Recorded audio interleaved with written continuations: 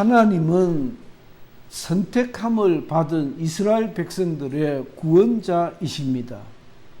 이스라엘은 일찍부터 그들의 하나님 여호와를 구원자라고 의식을 했습니다.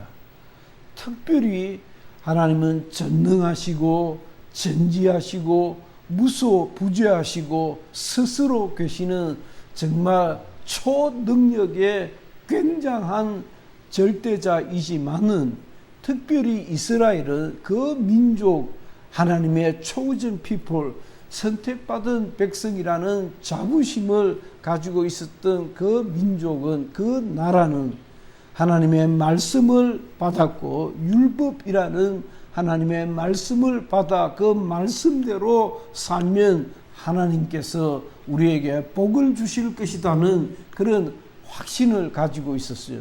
어쨌든지 아무쪼록 더 철저하게, 더 완벽하게, 더 확실하게 율법대로 살면 하나님께서 우리를 지켜주실 것이다, 우리를 구원하여 주실 것이다 라고 믿었어요.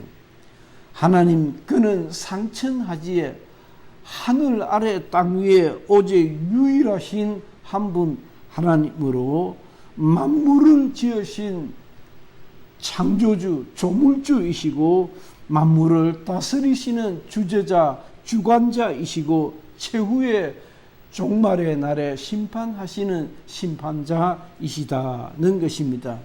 그는 인류의 역사, 우주의 역사를 지배하신 같이, 아니 우주의 역사만 지배하시고 관리하시고 우리 한 사람 한 사람의 이 세세한, 이 초라한 좁쌀 같은 인생에 대해서는 신경 쓰지 않아요.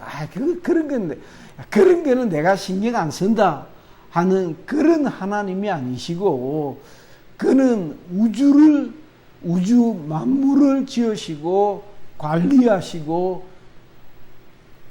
이끌어 가시는 분이시면서 동시에 세세한 우리의 삶 속에도 관여하시는, 간섭하시는 그런 어떨 때는 정말 좁쌀 같은 하나님이시다는 것을 우리가 잘 알아야 됩니다. 하나님은 때로는 좁쌀같이 내 형편을 헤아리고 계신다. 그렇게 믿으십니까? 난 그렇게 믿습니다. 그렇게 안 믿으면 재미가 없어요. 신앙생활이 영 이상하게 되어버려요. 그렇게 안 믿는 유신론을 이신론이라고 합니다. 이신론. 신이 있다고 생각하는데 대충 이론적으로만 있다고 생각하고 그 신은 인간의 삶 속에 별로 깊이 관여하지 않는 신이다. 그 이신론적 신관을, 유신론을 가지고 있는 것이에요. 그러나 성경의 하나님은 굉장히 좁쌀 같습니다. 그래서 아이고, 이봉린 권사가 그렇게 한 번씩 우리에게 재롱을 피우는 거죠. 우리 권사님이 사실은 재롱을 피우는 거죠. 재롱이 아니라 그 손주 사진을 보고 우리에게 자랑하고 손주의 또 근황을 우리에게 얘기하면서 그걸 보고 있는 우리들은 아이고, 이 손주가 재롱을 피우는 게 아니라 그 할미가 재롱을 피우구나 이런 생각이 들지 않아요. 하나님께서는 우리가 어줍지 않은 걸 해도 입이 확 그냥 벌어지가지고, 이야, 저 사람 잘한다, 참 김지사님 진짜 잘한다 하고 너무너무 좋아하시고, 또 우리가 정말 하나님의 뜻대로 살지 못하면 하나님이 뿔이 나가지고 말이야 섭섭해 하셔가지고, 하나님께서 왜 저렇게 뿔이 나셨나, 내가 뭘 잘못했지 하고 생각해 보니까 아닌 게 아니라 내가 잘못한 게 생각나는 거라. 내가 잘못한 것 같은 거라. 하나님께서 내가 이래 놓으니까 뿔이 나셨구나. 하나님 잘못했습니다. 제가 잘못했습니다. 이제 노여움을 좀 푸세요. 제가 잘못했어요. 제가 잘못했다 안 합니까? 하고 하나님 앞에 나가서 잘못을 이실직고 해야 되는 거예요. 그러면 하나님께서는 그 노여움을 얼마든지 푸시는 오늘 은필칭 좁쌀 같은 하나님이시기도 하다라는 것이에요. 하나님께서 인자의 모습, 인간의 모습으로 오셔서 우리를 위하여 십자가에 달려 죽으시고 우리가 치루어야 하는 죄의 값을 대신 지불해 주시겠다는 것이 나사렛 예수 그리스도이십니다. 예수 믿는 믿음이 있기를 주의 이름으로 축원합니다. 예. 어제도 그 인도 뉴스가 어제도 있었고 그제도 있었고, 어제는 좀 반가운 뉴스가 오늘 아침이었나 뉴스가 있었고, 좀 좋은 뉴스가 밝은 뉴스가 있었고, 그제는 좀 어두운 뉴스가 있었고, 인도도 굉장히 코로나가 많이 확산되고 있어요. 워낙 가난한 나라니까. 우리가 6.25 사변 직후에, 내가 54년생이니까 6.25 사변 직후에 국민소득이 한 달에 5,000원이었습니다. 5,000원. 한 달 국민소득이 5,000원이었습니다. 1년에 6만 원 가지고 살았습니다. GNP가 6만 원이었습니다. 어마어마했죠. 한 달에 5,000원 가지고 살았다니까. 그때 지구상에서 대한민국보다 유일하게 못 사는 나라가 인도였어요. 인도가 완전 꼴찌, 그때 통계는 것 같아요. 인도가 완전 꼴찌였고, 그 꼴찌 다음에 앞에 있는 나라가 대한민국이었어요. 근데 인도는 지금도 비슷하게 가난한 나라인데, 우리나라는 지금, 그때부터 지금까지 한 70년 사이에 부지런히 장사를 하고 수출을 하고 생산을 하고 팔아서 지금은 세계 12등 정도였대요. 12등 정도. 그러니까 한 200등을 추월하는 거예요. 200등을. 앞에 한 200등을 제끼고 달려온 거예요. 참 감사하지요. 우리 하나님께 감사의 마음을 가져야 돼요.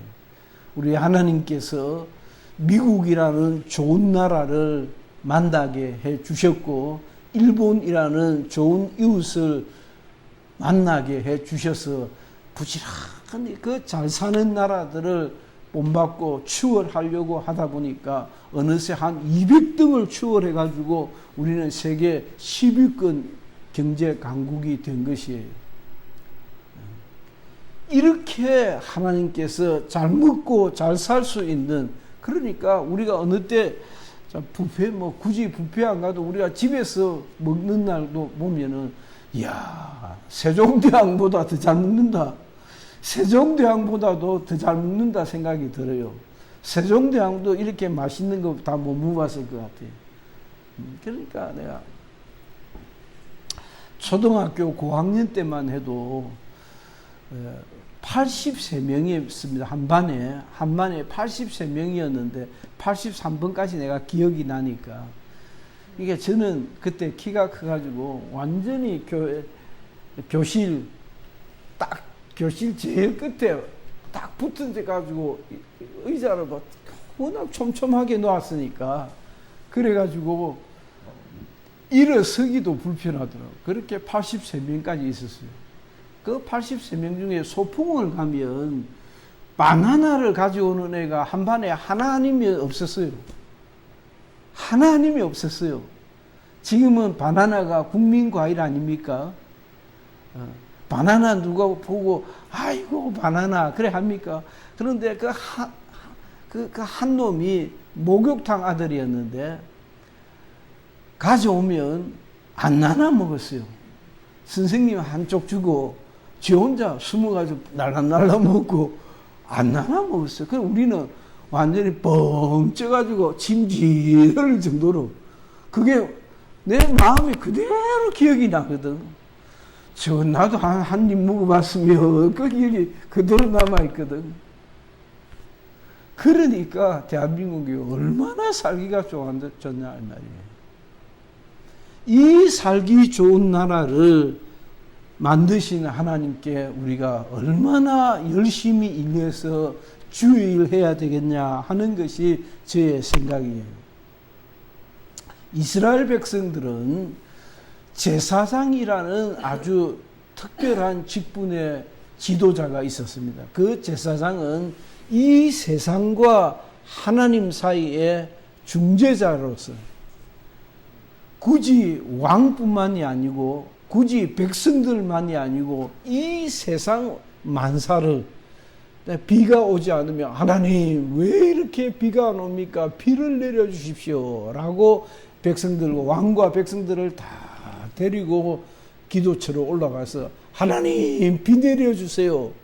비를 내려달라고 기도하고 이 백성들의 죄를 용서해 주세요. 왕이 잘못했습니다. 왜 그따위로 정치를 합니까? 라고 하나님을 대신해서 왕을 꾸짖기도 하는 것이 제사장이라는 직분이 있었고 선지자라고 하는 직분이 있었고 또 왕이라고 하는 직분이 있었어요. 왕은 백성을 통치하고 다스리고 이끌어가는 역할을 했고 제사장은 왕과 백성들을 위해서 하나님 사이에서 중재하는 중재자의 역할을 했어요. 그리고 나머지가 선지자입니다. 이사야는 선지자였습니다. 이 선지자는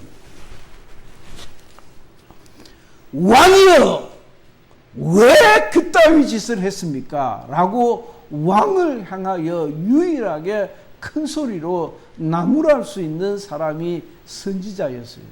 그래서 이제 뭘 성경을 잘 모르는 목사님들은 왕은 선지자는 왕을 책하는 사람이구나 라고 생각을 하고 우리 작년 광화문에서도 그와 같은 일이 있었던 것입니다. 그 광화문에 걸쳐놨던 성경 구절도 마찬가지로 이사야서를 인용했습니다. 왕이여 대통령이여 왜 나라를 이렇게 이끌고 갑니까? 라고 대통령을 왕을 책망할 수 있는 사람이 선지자요. 선지자는 왕을 책망해야 한다고 그렇게 생각했던 거예요. 실제 그렇게 했습니다. 그래서 나단 선지자는 다윗을 나무랬고 또 나무랐던 많은 선지자들이 있었던 것이에요. 그래서 성경학자들은 애초에 선지자는 왕을 나무라는 일을 해야 되구나 라고 생각하고 선지자적 전통은 나라를 책망하고 백성을 책망하고 나라의 정책을 비판하고 왕을 질타하는 역할을 해야 되는가 보다 라고 생각을 했던 겁니다. 자, 여기에서 그렇지 않은 것이 만일 해가 동쪽에서 떠서 서쪽으로 지면 해가 동쪽에서 떠서 서쪽으로 지지 해가 서쪽에서 떠서 동쪽으로 집니까? 안 그렇거든. 해가 동에서 떠서 서로 지는 걸 보고 이야 오늘은 해가 동에서 떠서 서쪽으로 졌다. 와! 정말 굉장합니다. 훌륭한 왕이 나오셔가지고 하나님이 복을 주셔서 오늘은 서쪽으로 졌습니다. 와! 왕은 대단합니다. 그렇게 왕에게 아첨하는 거짓말하는 역할이 아니라는 거예요. 왜냐하면 해가 동쪽에서 떠서 서쪽으로 지는 것은 뭐다? 정상인 거예요. 다시 말하면 왕이, 대통령이, 국회의원이, 위정자가 착한 일을 하고 백성을 위해서 수고하고 나라를 잘 이끄는 것은 지극히 노멀하다, 정상이라 이 말이에요. 당연하다 이 말이에요. 그걸 가지고 잘합니다. 와, 잘합니다. 억수로 당신 같은 임금이 없었습니다 라고 떠들어서 하면 그놈이 나쁜 놈이라요. 그래서 구약 성경을 읽어보면 대선지서, 그러니까 이사야, 예레미야, 에감, 에스겔, 다니엘이 대선지서라고 하는 선지서인데 왜 대선지서냐 하면 양이 많아서 대선지서예요. 그 내용이 중요해서 대선지서가 아니고 내용이 방대해서 대선지서라 하고 그 다음부터 잔잔한 연서들은 소선지서라 그렇게 합니다.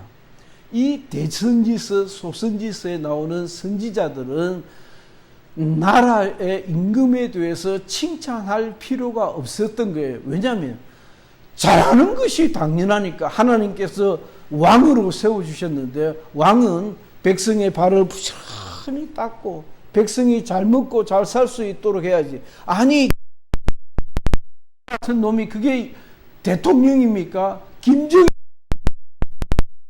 김정은이 같이 저거 고모부를 그렇게 죽이는 놈이 그게 정상입니까? 아니 그 놈이 정상이냐고요. 북한에서는 김정은이만큼 살찐 놈이 누가 여러분 본 적이 있어요? 아마 그거 보면 그 놈 큰일 날 거예요. 네가 어디라고 위원장님보다 더 살이 쪄라고 살 빼라고 난리가 날 거예요. 아마 감옥에 안 걸는지 모르지. 백성들은 빼짝 말라가지고 여러분들 북한 군인들의 평균 키가 154입니다. 154. 평균 키가 154입니다. 완전히 남한의 여러분 난쟁이 수준입니다. 난쟁이 수준.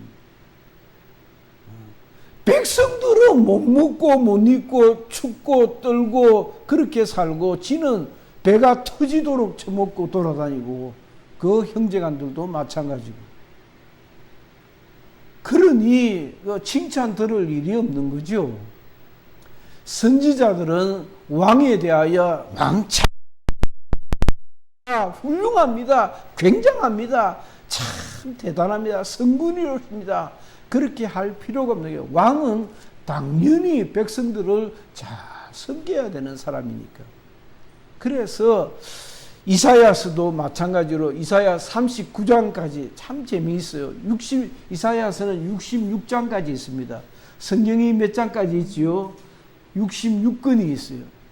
39장까지가 이사야서는 1장에서부터 39장까지는 막 방금 읽었던 이사야서 1장과 같이 막 야단치는 소리, 질책하는 소리, 책망하는 소리로 채워져 있고 40장부터 66장까지는 하나님의 위로와 소망으로 채워져 있습니다. 마치 성경 66권을 압축해 놓은 것과 같은 책이 이사야서가 아닌가라고 하는 학자들도 있습니다. 그렇게 끼워 맞춘 것이지만은 뭐 굳이 그런 말을 하면 되는가라고 우기고 아니다 할 필요도 없어요. 우체 딱 그렇게 맞아요. 39장까지는 이 백성들이 이 나라가 이 유다 민족이 하나님을 떠났습니다. 왜 그렇게 살아갑니까? 하나님의 라고 막 야단을 치고 뭐라 하고 큰 벌을 받을 것이다 라고 그렇게 질책을 하고 언제 그렇게 질책을 했는지 40장부터는 하나님의 위로와 장차에 대한 소망으로 채워져 있습니다. 그러기에는 종의 사자가 나옵니다. 하나님의 아들 예수 그리스도가 예표로 등장하십니다. 이사야는 바벨론 포로에 대한 위로의 말씀과 함께 우리가 하나님께로 다시 돌아가야 한다. 따라합시다. 하나님께로 돌아가자. 하나님께로 돌아가자. 우리가 하나님께로 돌아가야 한다. 돌아가면 살 길이 있을 것이다.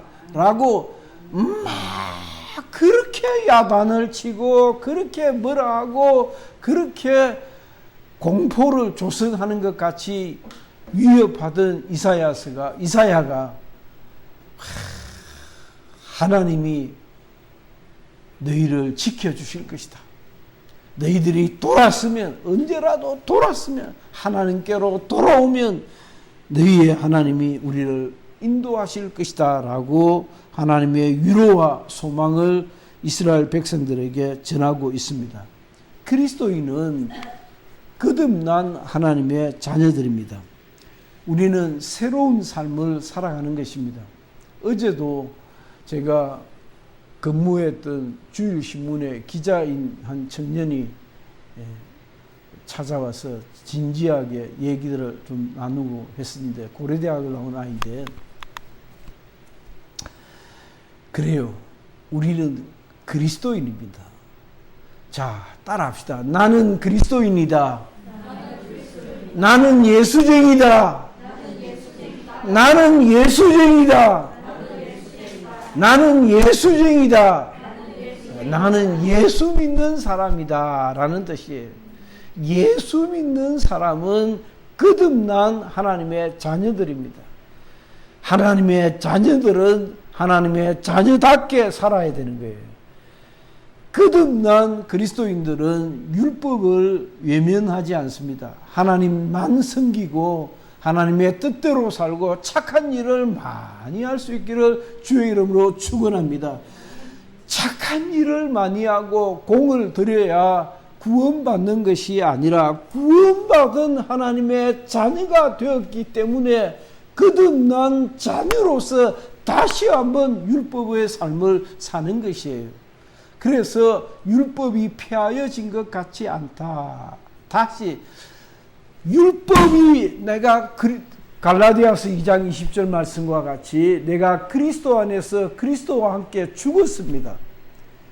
나는 죽었습니다. 율법이 죽었을 때에 그리스도께서 죽으실 때에 율법도 죽고 나도 죽었어요.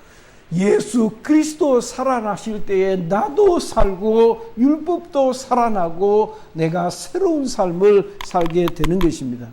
우리는 하나님의 경고와 심판을 새겨 들어야 합니다. 하나님께서 야 라고 하는 음성을 못 듣는다면 그 참 불행한 일이에요. 아무리 우리가 신앙생활을 잘해도 오늘 주보에도 그렇게 아마 마감을 지었던 것 같습니다.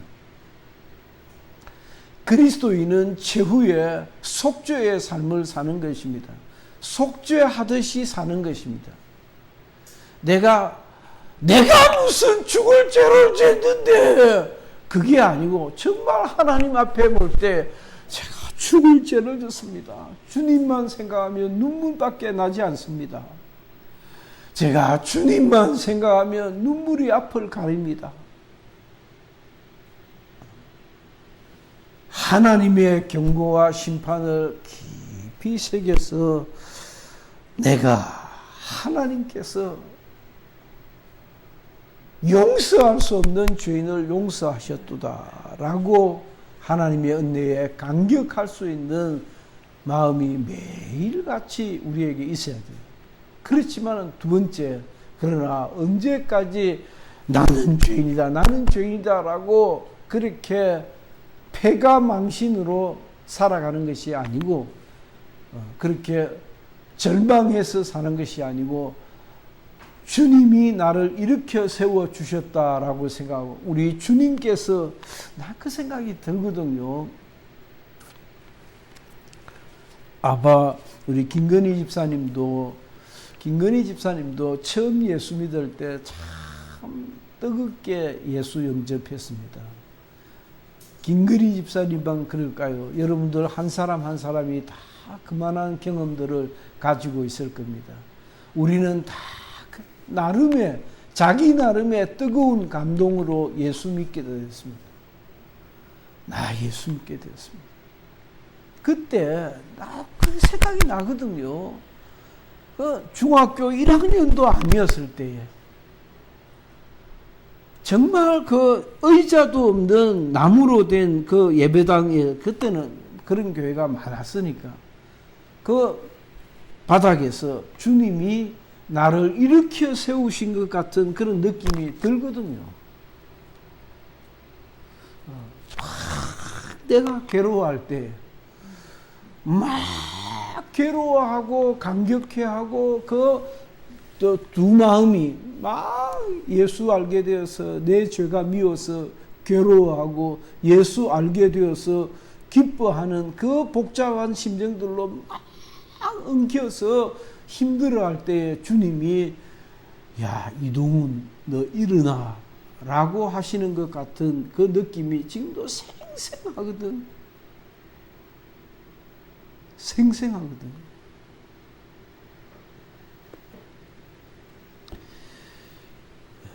하나님의 사람이 되어야 되는 것이에요. 하나님의 사람으로 돌아서야 되는 것이에요. 하나님은 우리를 구원하시고 이스라엘을 구원하신 하나님께서 나를 구원하실 것이다. 우리 가정을 구원하실 것이다. 나를 지키실 것이다. 우리 모두를 하나님께서 인도하실 것이다. 라고 하는 긍정적인 밝은 믿음을 가지시기를 예수 이름으로 축원합니다.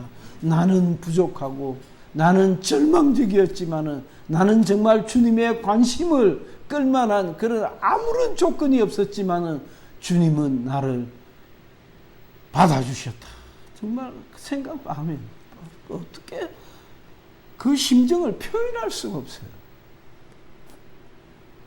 그러니까 이렇게 하나님께서 거두어 주셨다라고 생각하면 어떻게 눈물이 안 날 수가 있냐 말이에요. 거듭난 그리스도인으로 살아갈 수 있기를 예수 이름으로 축원합니다. 기도합시다.